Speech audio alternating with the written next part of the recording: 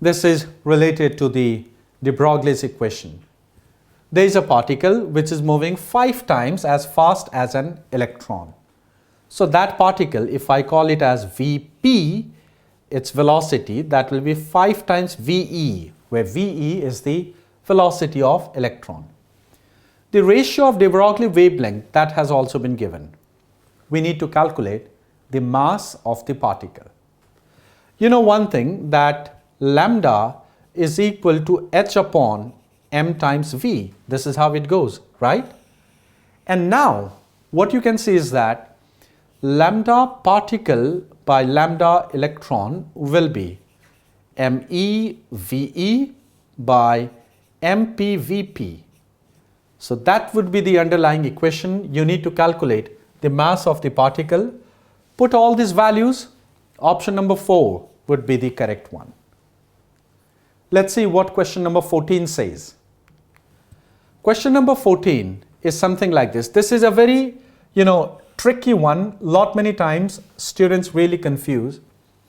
You could see there is a particle P which has a positive charge. And then there is also an electric field in positive x direction. Now, the initial speed of the particle is 0. So we need to find the trajectory of the particle. In fact, you need to see the graphical representation of the trajectory. So it goes something like this. Let me show you the option.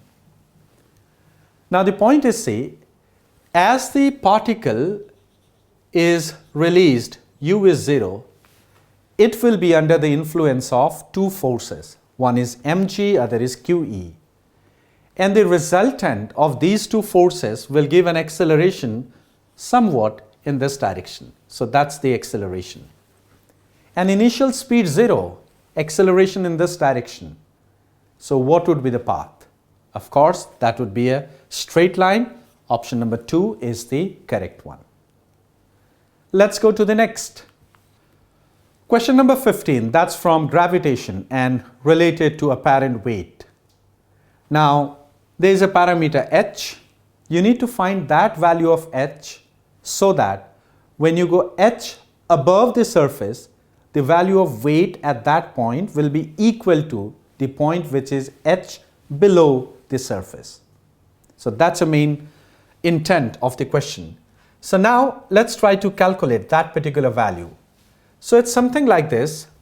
What would be the apparent g due to height? Let's see. That apparent g dash is going to be g r square divided by r plus h whole square. You're not allowed to use the approximate one.